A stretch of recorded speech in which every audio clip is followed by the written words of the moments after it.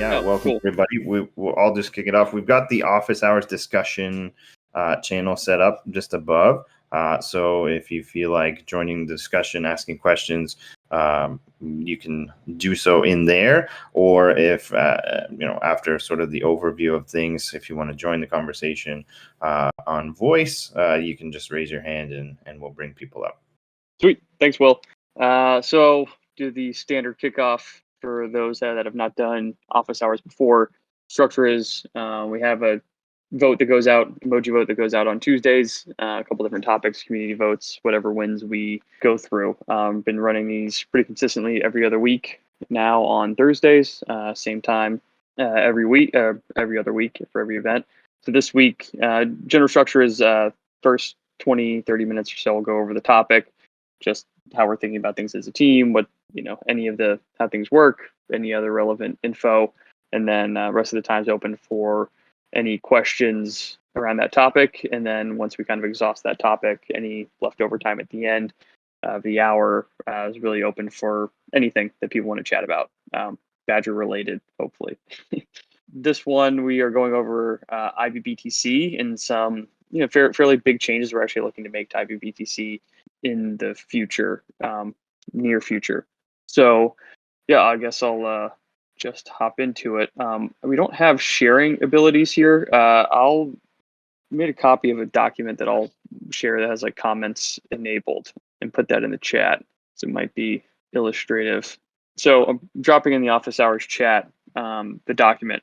So this is, we don't really have good terminology for anything yet, but this is also a first time I think we're going to be really going over a completely new and unshared initiative or topic within Badger, going voice and community first. So we're not, this isn't fully spec'd out internally. We've had some discussions about it really over the past week or so. We haven't gotten a request for feedback channel yet, but we're kind of just jumping right to the audio version. So ibBTC has been out for, I don't know, I guess a couple months now, but it's been doing fairly well. For those who aren't familiar, ibBTC stands for interest bearing Bitcoin. It's an ERC20, kind of a ETF basket of the Badger Vault tokens. So the idea was that it was supposed to be a very composable token that has built-in Bitcoin yield. So you can take your Badger Vault tokens and use it to mint ibBTC. Once you deposit into ibBTC, it's kind of just becomes part of the index. You don't retain ownership over that specific vault asset, but it goes into the mix. And then really the composition of ibBTC has fully been driven by just who's been deciding to mint to this point, and who's been deciding to redeem and for what vault tokens. So we've been kind of monitoring that behavior over the past couple of months, and it's performed okay. I don't know what the average yield has been, but it's been fairly small, to be honest, because it was mostly minted with, I think, the Ren BTC vault, and then it was minted with the Urine vault. I think that makes up the majority of the yield on it right now. And what it's ended up doing is driving a pretty low yield, because ibBTC by default, you're not holding it like a vault token. You're not receiving token emissions. Everything is just getting recompounded into ibBTC, and the Urine vault has had fairly low yield. And then for the other vaults that have been a part of it, even once we've made the transfer to Convex, only the reinvest portion is actually counting. So when we're looking at the Convex vaults, only 10% of the yield that's being generated by those strategies is actually going back into ibBTC. The rest is comprises of tokens that are being distributed, the Convex and Curve tokens. And to retain maximum flexibility with ibBTC, to have maximum composability, we can't really manage distributing token rewards wherever ibBTC is. So if you want to have it as, use it as a vault collateral in Maker, or use it as loan collateral in Aave or Compound or Cream or wherever, maybe it's in, Ribbon or any other protocol that's out there. Let's say you're using it, we want to incentivize people to use it on, Polygon or BSC, Arbitrum, Optimism, all these different locations. If we were to try to distribute rewards like we do for Badger Vault assets now to ibBTC holders across all locations. Like, okay, so you have deposited in Sushi in an LP asset, LP token on Polygon. We'd have to track all of that explicitly to try to distribute rewards to all the convex and curve tokens to everyone to actually get any portion of that yield to users. So that's really the big problem is, we want to be partner first and earn, offer the best yield to, depositors. But for ibBTC, it needs to be Bitcoin native. And, there's a conflict there with it. So the idea is let's start taking a closer look at ibBTC. How can we make this a better product and ideally be, kind of a Bitcoin denominated DeFi yield index. So drive as much yield as possible from the best strategies possible into ibBTC while retaining utility, while also retaining this partner first approach. So the strategy that we're looking at taking and what's described in that document is taking a more managed BTC. Let's try to make sure we can rebalance it into the higher yielding vaults first. And then we still sell, right now we can sell basically 20% of those. And that's what we've talked with Curve and Convex about, and kind of what the comfortable level everyone is at is to sell 20% of all of the reward tokens for Bitcoin. So we don't want to do any more than that. So let's use that 20% and that we can sell and use that to pass the yield on to ibBTC. So there's a couple different variables that we have to work with there. And what we want to do is kind of figure out the trade-off. So if we're going to send this Bitcoin native yield to ibBTC, what that means is that we can't be retaining as much Bitcoin for the treasury and non-ibBTC vault depositors as we are now. And some of these, what it ends up happening is some of these other components become more variable, and the overall vault depositors start becoming kind of supporters of ibBTC, and ibBTC becomes kind of a flagship focused product.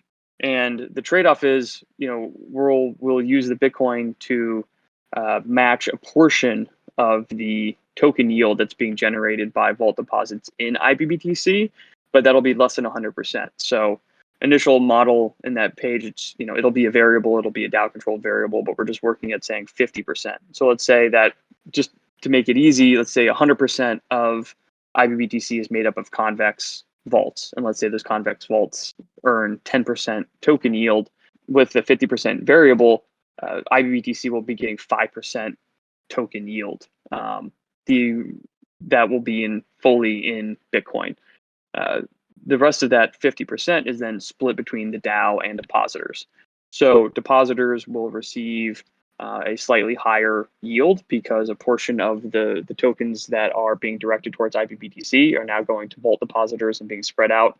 And then the DAO is also receiving more than it would otherwise because they're getting a cut of that as well. So in the model, it's it'll be another controllable variable, but in the model it's set to 50%. So it's basically of the yield, the token yield that's flowing towards ibBTC, 50% goes to ibBTC holders and gets kind of auto compounded into there, and then 25% goes to the DAO, and then 25% is redistributed to vault depositors. And then what we're also looking to do is, up until a certain ratio of ibBTC AUM to total invested AUM in Badger, there's actually excess Bitcoin. So you use some Bitcoin to meet that 50%, but up until some ratio, then there's still excess Bitcoin that we're able to sell to keep selling that 20%. And instead of auto compounding back into the vaults, what we're going to look to do is actually redistribute that to vault depositors in the form of ibBTC. So that would be redeposited into ibBTC and then given out to vault depositors. The DAO in this instance will only receive the native tokens. It won't receive any BTC directly. It'll still be accruing BTC from withdrawal fees in vaults, and then any vaults that aren't eligible or aren't part of this program. So is it 100% of all of our vaults? Is it all just convex vaults? Is it just vaults that are eligible for ibBTC that that operate this way. Another thing that's kind of TBD, and we're working out, and happy to take feedback on that. But yeah, just to, I guess, lay out how this affects everybody. ibBTC, what you end up getting is an asset that reliably gets some portion of the best DeFi yield available. And this doesn't even really restrict us from just doing Bitcoin vaults. To be honest, I think we'll continue to focus fully on that. But any yield can kind of support this this strategy. But basically, it'll be an index that is denominated BTC that will approximate some amount of some kind of fixed ratio of DeFi yield. So let's say it's 50% of the best yield in DeFi that you can use anywhere. So ideally, will start to approach similar parity of utility with WBTC, and then that's when it starts to really be a benefit. It's WBTC plus. For the DAO, we'll receive, if there's a 20 to gain more influence in the curve and convex ecosystem, so that we can continue to drive the best yield as we have so far with using this partner strategy. We feel like that's a strong move to make. And then for vault depositors, everyone else that's depositing directly into the vaults, into sets that everyone's kind of familiar with, the way that this shakes out is you're still getting your baseline rewards, and you're actually doing better than you were before. When ibBTC is a very low AUM relative to the total AUM, then you're actually receiving more than the 10% reinvest in Bitcoin. So the distribution of ibBTC will be larger than what you're getting before. So it can be up to like 18 or more percent of the actual yield, where before it was actually 12.5% of your total yield was in ibBTC, because you're getting 10% plus 70% for a total of the 80%, because we're taking out the 20% performance fee. But either way, when there's small amount of ibBTC, you're getting more Bitcoin than you were before, and then it's at some point it's even, and then a lot of this is driven by environmental factors that are beyond our control, like the relative yield across vaults, the composition of ibBTC, et cetera. But then on the other end of it, where let's say ibBTC starts creeping up to be 50% of the total deposited AUM in Badger, then at that point you could be earning a very low amount or of ibBTC, a very low amount of Bitcoin as a vault depositor, but your yield could be 1 to 2% higher than it was before. So it's a trade-off where you're getting less Bitcoin but better yield, and we're still distributing productive assets. We're distributing things in these convex tokens, convex vault tokens that immediately earn a yield. They're all immediately liquid. You can withdraw the assets. You can do whatever you want with them. You can let them continue to grow. But what we as the team I think really like about this model is we can kind of focus the community in that you just want to be a passive Bitcoin holder that earns some yield and gets utility out of that. And you can use it as collateral to lever up. You can do anything else you want with that Bitcoin, like go just hold ibBTC, get it. You can either mint it yourself, you can buy it anywhere. We'll have deep liquidity. You can take that route. You want to be an active farmer getting the best yield. You want to optimize your boost and be very active that way. Then hang out in the Badger app, get your boost up, earn a bunch of Badger, earn a bunch of convex and curve, and then you manage it however you want. Maybe you sell some of that for Bitcoin, maybe you don't. But that's you. And then in some instances you'll get more Bitcoin than you were before. So we think these are good trade-offs, and it's getting people who can be very focused and active, and then it's got people who can be more passive. You can do both in some ratio if you want. But anyways, we're pretty excited about this new approach. It's being kind of scoped out. We got to understand the technical implications of it as well, and then figure out the messaging. This doc is kind of the first step in that direction. So that's the spiel. I know it's a kind of a lot. It's a fairly big change. Happy to answer any questions. If people have any questions, hop in the office hours discussion chat right above this, and type it in there. Or if you want to hop up and talk about it, throw your hand up and we'll bring you up. Not all at once. While we're waiting for people to pop in, if you're in the doc, I can go through it a little bit. I'll try to keep an eye out here and see if anyone hops in while I go through this filler. I also don't see any real questions in the chat, so feel free, office hours discussion chat, toss stuff in there and I'll Ash, yeah. Weekly mind blown. Yeah, this was a big one. When we, I think, kind of came across it as the team. ibBTC had been kind of dragging, so I think this is something that we want to. Obviously, we'll fit in with all the other priorities we have going on. There's a lot in the mix, but we're hoping we can squeeze it in. And the DeFi dollar team is definitely down with it as well, and it's going to help us with the implementation. Going through the doc, we have a couple different kind of flows.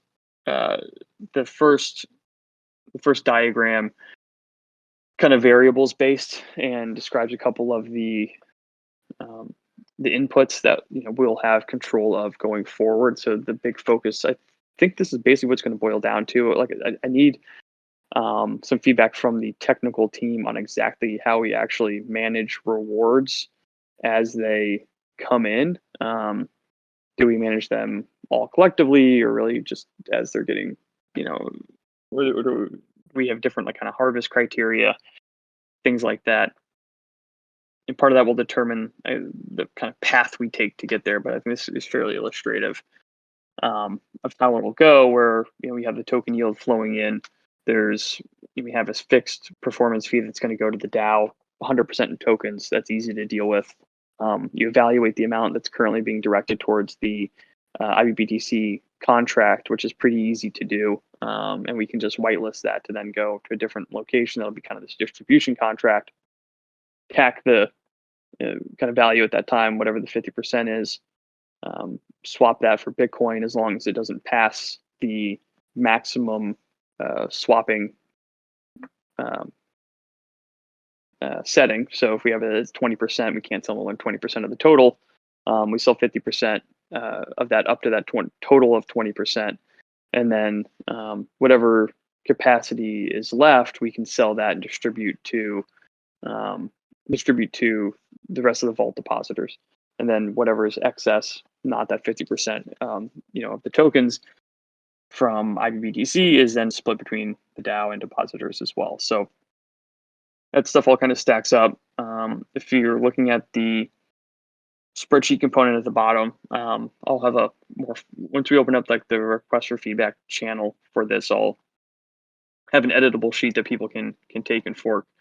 And then from there, if you want to play around with it a little bit yourself, but in the sheet, you can see I kind of have some assumptions here for the DAO managed parameters up at the top, and then some assumptions kind of on the average yields and convex, aggregate eligible vault yields, which is basically all vaults that would be kind of contributing in this platform. What that yield is, how much of the convex is in ibBTC, and then looking at it down at the bottom, just kind of playing around with a couple scenarios, focused on basically the real thing to keep an eye on here is the ratio of the ibBTC AUM to the total AUM in the system that's contributing. So you can see there as that percentage moves up, the actual the depositor additional yield gets up to 1.63% at the time of gross yield increase. So if you're getting a 10% yield, now you're getting 11.6% yield, which is actually pretty decent move upwards. Yeah, I was just gonna add, I'll be honest, John. Going through on audio is it's a little difficult to follow. Brutal. It's difficult for sure. But neither here nor there. I think the overarching idea is threefold. One, how do we make the whole system work together, where all parts of the system are optimized, and the system enables better interest on user deposits for the vaults, better underlying BTC return on interest-bearing Bitcoin, and also maintaining the partner-first approach. Because this is the big challenge, right? Like for anyone that's trying to follow it, um, you know, a very, very easy thing to do to increase the yield on ibBTC would be to take any partner tokens that are being accumulated in the ibBTC contract. So for reference, you take your MBTC Curve Vault, you mint ibBTC with it. Now the ibBTC token contract is actually going to be getting all of the convex and curve rewards now, and badge rewards actually. So the easiest thing to do is like take those, sell them all, and inject it into interest-bearing Bitcoin, and the underlying yield would be higher. But that goes directly against our partner-first approach, and that's the water that we're trying to navigate. And why is partner-first approach like super important? Well, for a variety of reasons, but something immediately that is very easy to see is the influence on curve gauges. So for the last 9 months, Badger's held anywhere between, at some point, 90%, 95% of all Bitcoin Curve LP tokens inside of its vaults. During that time, Bitcoin received the least weight in gauges and least support in gauges to increase curve rewards for those pools. Why? Well, because Badger was just dumping curve consistently. After the migration away from that strategy, as soon as last week, in that gauge vote, we saw the Bitcoin pools go up substantially through the influence that Badger now has through Convex, which is the largest VE curve holder in the world. So if you think about the importance of that all boils down to having, let's call them eco-friendly vaults that are not just dumping token rewards. Now, we obviously need to be strategic around which specific protocols it makes sense to collaborate and partner with and add value to their protocol, while at the same time, the most important thing, bringing value to vault depositors with Bitcoin on Badger. But this is kind of the overarching challenge, is like, how do we maintain that partner first approach? How do we increase underlying yield in interest-bearing Bitcoin? Because if the interest-bearing Bitcoin underlying yield isn't, respectable 4 or 5% consistently, it's going to be hard for the masses, which is the goal down the road, to really want to hold ibBTC over a tokenized Bitcoin or Bitcoin in general, because there's justification of the ability for them to redeem at any time for more Bitcoin, and all they got to do is just swap for this. And then vice versa with different platforms, centralized or decentralized, that want to integrate an easy way to offer yield on Bitcoin to their users. Sure, they can integrate different token or Bitcoin vault contracts that we have or whoever other people have. But if you can integrate kind of this 1-2 punch of our bridge plus ibBTC, pretty much anyone can offer the ability with a couple clicks and seconds, thanks to protocols like ZeroDAO, to go from native Bitcoin into ibBTC, earning pure Bitcoin yield at a reasonable amount, while still having the ability, if you're a power user, to take that and then go across DeFi and borrow against it, provide LP for it, really do whatever you want to do with that ibBTC as well. So that's the challenge. And this model, if you can adjust how the whole system works, I think it could have some real legs in enabling some of those things to come to fruition. While at the same time, I think what's important for us as a community to figure out is like all the different parameters and how that message then lands on new folks coming in as well. Because even talking about it the way that we're talking about it today, it's really about the how, right? Like, how does this actually work? But if someone's come into the app, they're most likely not going to care exactly how it works. They're going to look at it and say, okay, I can deposit in these 10 vaults and earn 40% or whatever it is. And then they'll say, okay, what are my rewards? They'll say they're Convex and Curve and Badger. And they're like, okay, cool. Or they can mint ibBTC and get 5% instead of 40, but then take it and do stuff with it, but at the same time just earn pure Bitcoin yield if that's something of interest to them. And it obviously becomes much easier kind of swap for, let's call it, activity. So anyways, I just wanted to share that in general, without trying to confuse things even further. But I don't know, John, what do you think, buddy? Yeah, no, I think it's great added context. Did we lose Preemy? I think we did. Man, brutal. Preemy, where art thou? You know what I'll say, since there's a lot of community members on here. I want to see if Vipes is here. There's definitely Vipes is here. There's definitely a lot of Badger punks in the audience, which is really, really, really cool to see. Vipes has been talking about actually turning this into a real thing, and potentially minting Badger punks and having different attributes and different types of Badger punks, and I thought it could be really cool to tie into what Taco's been working on about rewarding Badgers and making it kind of like our social currency within the community. But anyways, just wanted to throw that out there. If anybody wants to kind of throw ideas out there, what it should look like, if it's even something the community should do, or any ideas even about the types of attributes and any of the specifics, hit Vipes up, because I know he's been actively thinking about it. So I'll just throw a little plug for Mr. Punk over there. Yeah, and if you want to help him out, I think fun slapping them together. But when you start looking at putting together, thousands, building out the attributes, I think that'd be super cool. Constant basis, through a variety of different things. This could be the type of stuff that acts as what you reward community members with, along with Badger or whatever it may be. And people could trade them and do fun stuff. And there's honorary versions. Like, I think it'd just be really, really wicked. So. Yeah, agreed. Not an insignificant amount of work, but Vipes has been crushing it. We have a nice sampling now, and definitely a good theme. Dig Eyes will be in hot demand. Mm-hmm. Well, I was just gonna say, if there's no questions, like, I'm not sure if it makes sense to talk about a few other things, or I don't know what you think, but. Oh, we got Poopster. Poops, what's up?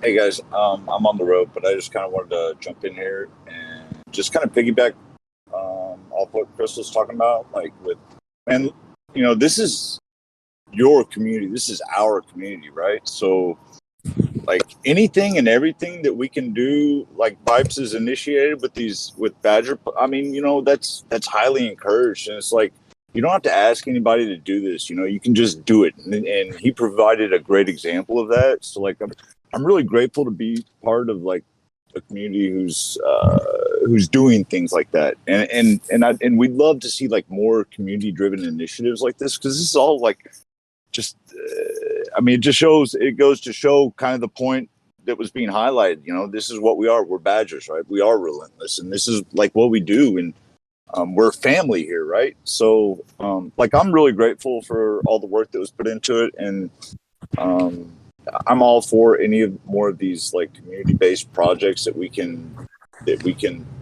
help encourage, like, the growth of them and development. Please, like, let us know. Whatever.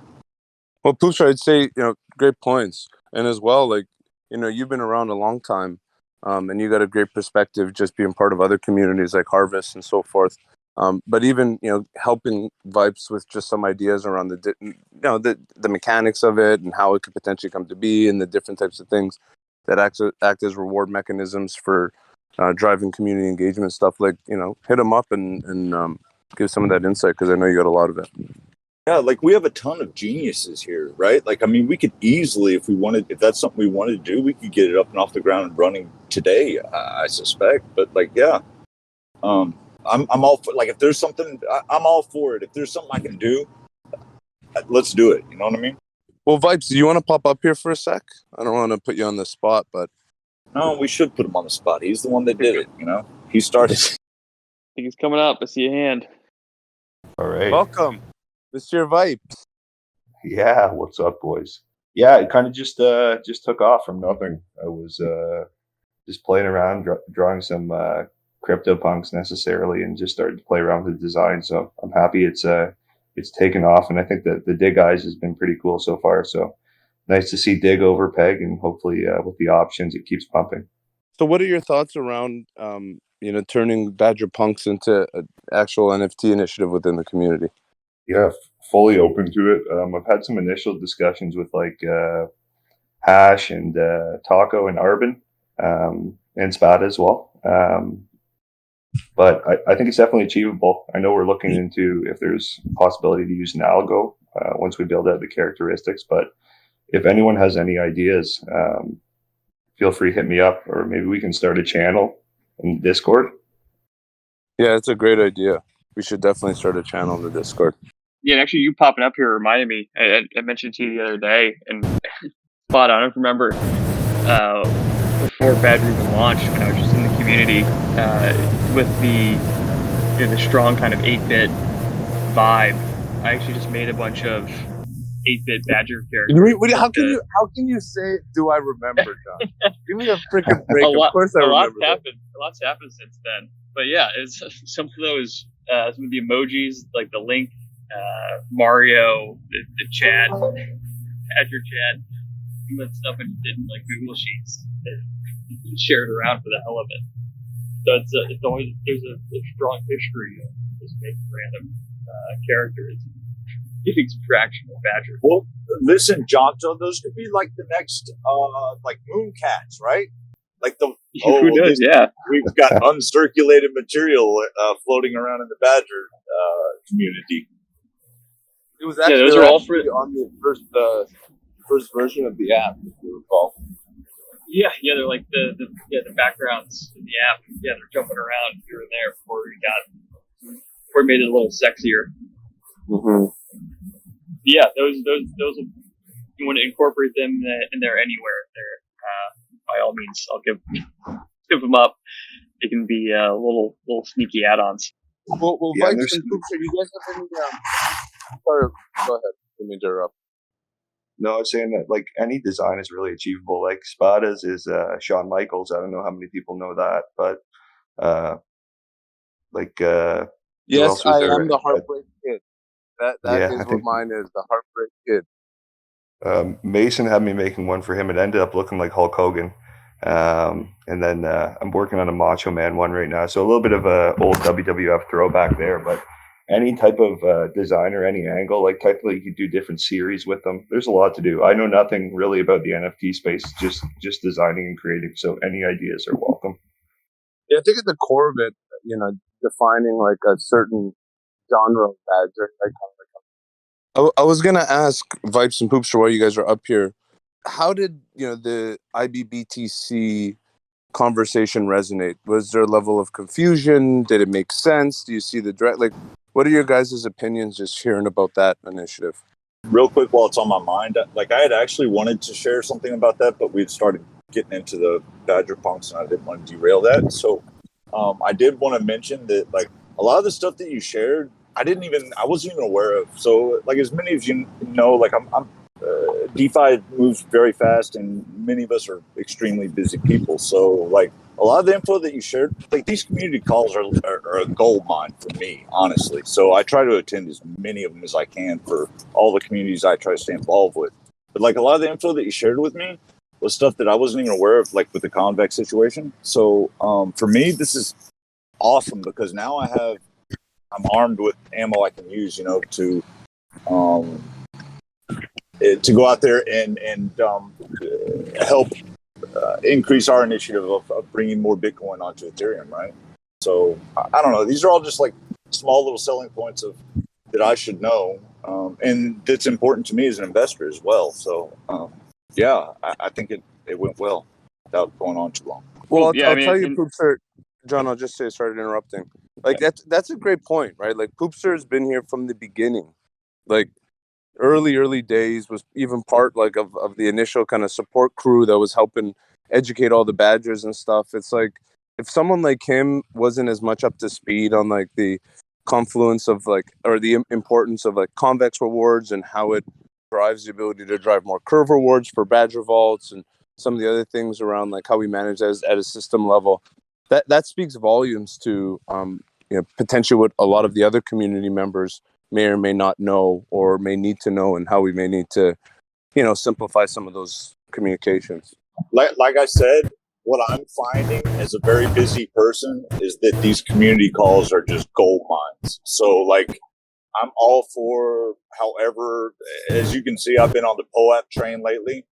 It's because it gets so many people involved in these calls, and I want more people to be in on these calls and understand what's going on with all these projects, right? So I think this is a great way to do it. Yeah, I think everything moves so fast. Awesome. Yeah, that, so go ahead.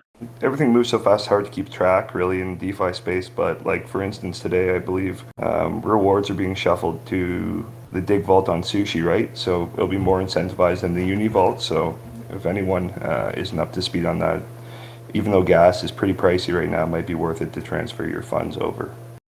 Yeah, I mean, it's kind of like a experimentation on how we get information to the community, because it's like really a two-way street. Like the dig stuff, I would say I doubt everyone on the core team even knows exactly what's happening there, because there's just so much stuff going on, and it's been a great kind of community-led initiative. With this ibBTC thing, period, I think we really just started ideating on it as a team last week, when we were just kind of getting to a breaking point. Not really a breaking point, but we'd been, ibBTC had been accumulating token rewards, and we're like, well, what the heck are we going to do with these token rewards, and how are we going to manage it in the future? It's kind of like, we love the partner model. Obviously, Spada went through all the benefits there, and it's been very helpful. And it really just came down to kind of a week of iterating through some stuff, and it's like, all right, well, let's start getting the community informed, because there is such a tight connection with the community now. We don't want to sit on stuff for too long, and these RFF channels have been great for ideating and iterating on different things that we want to do. So this is obviously a little, and I think the one thing about this format is we can't do screen shares. I think if I could possibly have done a screen share, it would have been maybe a little better, but I do like the get up on stage part of it. I tweeted at Discord specifically today, and I'm happy to share that tweet. But yeah, we do need more functionality here in like this. I think this is a great medium for us. We just so like if we can get a little support from them, I'll share that tweet so we can get some. Anyway, sorry to like most of us are visual appreciate learners.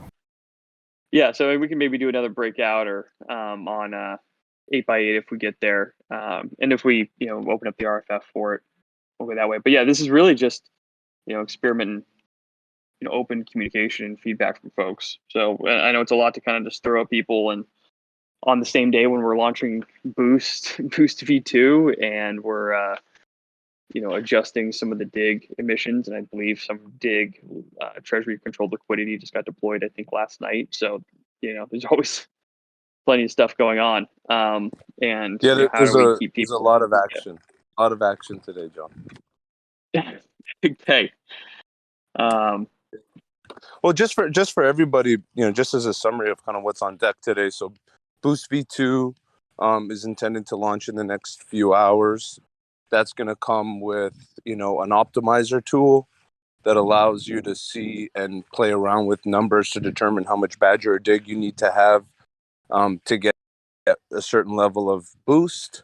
The boost is now broken down. If anybody read the article that Poe put together, it's broken down into 20 different levels. So it's less around like a leaderboard and knowing, what others are doing. It's just really about getting to a certain stake ratio. And if you can get there, you can expect this multiplier on your rewards. The range and the multiplier range is very, very large now.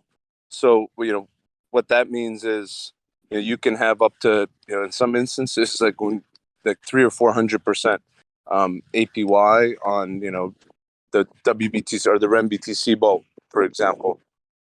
So anyways, that's going to be coming out with a tool. And then the tri-crypto migration, we're working diligently on that.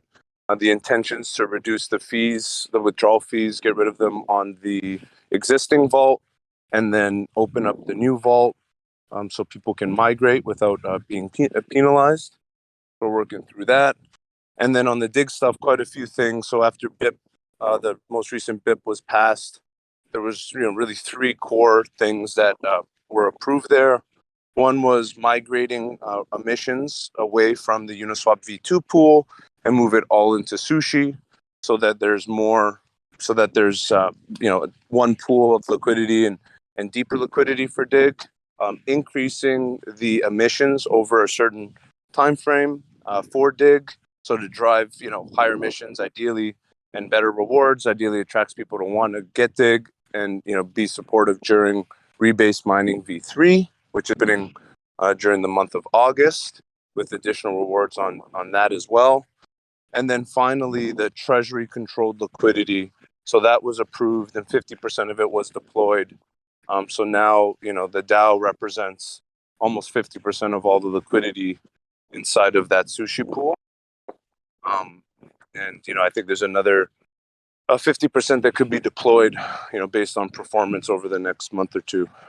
So yeah, lots and lots going on. I know the dig stuff's going to be shared later. Boost stuff should be shared soon. Try crypto a little later as well. And then, of course, all the conversations that are always ongoing. Awesome. And what do you think, yeah, John? okay. World crew? Anything you wanted to talk about before wrapping her up? Or No, I think we can wrap it up. I think the thing I call out is this groundswell of the community has been great. One thing maybe we don't need to talk about it now, but we can start thinking about is if we want to have more. We already have like the Dig Dojo.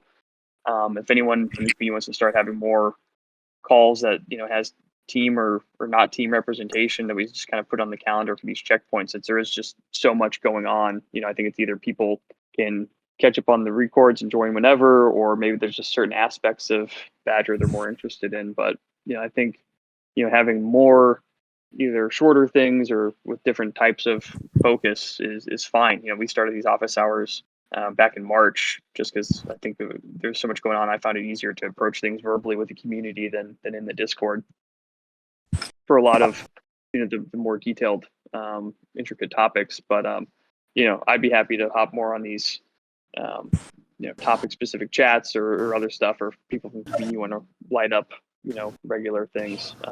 Totally down to do that too. Yeah, and I just want to throw out here that the whoever's been maintaining all the bots and everything, it's been awesome because it's really helped with scheduling. So like the events and stuff like that, it's been amazing. So thank you to I believe it's I don't want to lie, so I don't know but whoever's doing it, thank you. It's been a huge plus for me. Like honestly, I found that, like I said, that and organizing with all of these community calls to be so helpful. So yeah, I'm down for more. Like if I can help with any of them, I'm here. If y'all need me, please ping me on anything. But yeah, I'm always down to to do more of these, and especially if there's going to be POAPs available. Always. We got a late edition. Tangle, what's up? I heard the P word. So I thought I'd pop in. there he is. Yeah. I've been chatting with Poopster a bit, and Rose reached out as well. So just wanted to say hello and thank you guys. But as far as the Popes going here too, we are working on some stuff to try and in the sushi community here to get the Popes a little better distribution model, as it's been a real thorn in my thumb here for some time, but we're working on something pretty decent. It's kind of working now. If things kind of go well here over the next few AMAs and forums, we'll maybe be looking to kind of get that out there to other people. So there is hope. There's some good ideas for this, and it seems to be working out okay so far. But and then as far as I heard you guys talking about the dojo here just a second ago as well. Will reached out, and I think we'd be happy to do that with the sushi community as well. So we'll keep talking about that and just get something going there. And also you guys are talking about the calendar and events and such. Like, is that like through Sesh, or what are you guys using there? Yes, I'll send you the information. I believe I may have already, but I think you did. Yeah, sweet. Okay. But and once again, while I've got you here on voice, just want to say thank you. I don't know if everybody realizes how much work Tangle's put in to actually help fix this POAP program and the issue they've been having, because it has been huge. And so it's been a lot of support from several different communities. And so we're always really grateful for everybody pitching in. So thank you for that. Hey, absolutely. This is a communal effort here, and yeah, shout out to PegBit and Luffy for helping out here on the sushi side as well. Couldn't have done it without them. But again, getting feedback from all kinds of community members and everybody else, like this is how that's what makes this whole space pretty amazing, is the community here, and just can't emphasize that enough. So thanks everyone for these kind of calls too, and everyone that gets involved and speaks up too. Really enjoy engagement. So yeah, thank you. Thanks, Tango. Yeah, one thing I'll just say is, Thanks. I've always been inspired by the consistency amongst the the sushi core team, just with all the similar images and profile pics, but then taking it that step further, like extending that into the actual community and having them be a part of that. I think could be really cool as well. And I don't know how when you joined the call, but as you could see in our community, everyone likes to look like a punk, but a Badger punk. But anyways, it just so I thought I'd throw it out there. Yeah, no, that's true. We do have this cool branding with this as well, and you guys got this is really cool to see with all the Badger punks. So yes, could be something there. We'd love to get like a sushi badge. hey. Badgers eating sushi. Hey, Spat, a quick question, because I always see it come up on the Discord, and there's some, depending on the feedback, but everyone's wondering, Badger.com, what's the end game there? Is that something launching in kind of Q4 this year, or what's the goal? Yeah, so the sitch was, I think Tritium explained it today, but there was a lock on the domain transfer because of the hosting provider that it had originally, so we couldn't move it over to our hosting provider for a period of 6 months. And then as we prepared for that, a community member built a new website, and it was good, but really wasn't the level that we wanted to go to market with the new Badger.com domain. So instead we doubled down on just spending more time on it. So now that lock is passed, we've been working on it. Shout out to Wasabi and Will and ZK and a few other folks that have been working, Mitch as well. But the plan is to update the website and also work towards updating the user experience on the app, and then kind of do one consistent and one splash with Badger.com coming out at the same time, and change the domain over. Thanks. No problem. I can't remember who it was. I think it was ETH. When Badger.com was first purchased, he suggested there was a way of anyone to have a Badger.com email. And it could be a really cool way for the community, again, to just show where they're at. I think it opens up some potential, phishing problems. But I gotta talk to ETH again about what his idea was there. So, Will, what do you think? You want to wrap it up? Yeah, let's wrap it. That was a good one. We got 90 people in here. Yeah, we definitely need to find out that solution for screen sharing here. But yeah, Discord needs to hurry up. But this, I agree. I think this is a great forum. But yeah, I think we'll wrap it up. Thanks Cool. everybody for coming. POAPs, Tom's OX is handing those out today. We're always working to get better at the POAPs, and happy to hear Tangle's working on something cool. So we'll keep in touch with that and update people as that advances. But yeah, for today, Tom's OX has it, and Vipes. Let's talk about a collab for Badger Punks and POAPs. I think that'd be cool. Sweet. Awesome. Thanks everybody. All right, all. We'll see you in a couple weeks. Thanks, Will. Thanks, Bada. Thanks, everyone.